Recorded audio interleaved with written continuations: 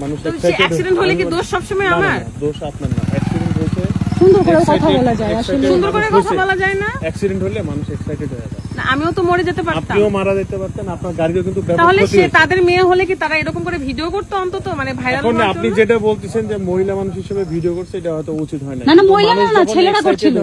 আপনি কথাটা বুঝুন। এক্সাইটেড শুধু আপনি, শুধু ওরা ভালো সাধারণ মানুষ তাই এক্সাইটেড জন্য ভুল নাই, কিন্তু আমি মিডিয়ার মানুষ জন্য আমার সব ভুল। আমি বিপদে পড়ছি ভাই, এটা দেখেন কিরকম করতেছে। আমি বিপদে পড়ছি আমার গাড়ি নিয়ে, আমারে এসে ভাইরাল করার জন্য ওরা হচ্ছে ভিডিও করতেছে। লজ্জা শরম কিচ্ছু নাই।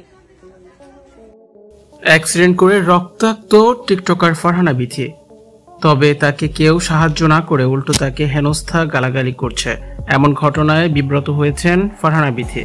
বিথিকে রীতিমতো মারতে তেড়ে আসে বেশ কয়েকজন মহিলা ও পুরুষ। মুখের উপর মোবাইল ধরে বিথির ভিডিও ধারণ করে।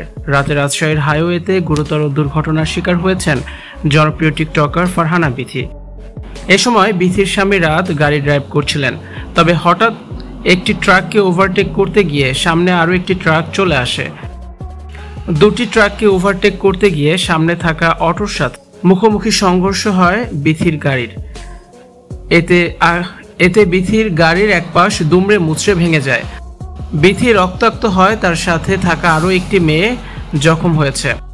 বিথিকে এই অবস্থায় সাহায্য না করে উল্টো তাকে গালাগালি করে মারতে তেড়ে আসে। লোকজন তাদেরকে ঘিরে ধরে অবরুদ্ধ করে রাখে।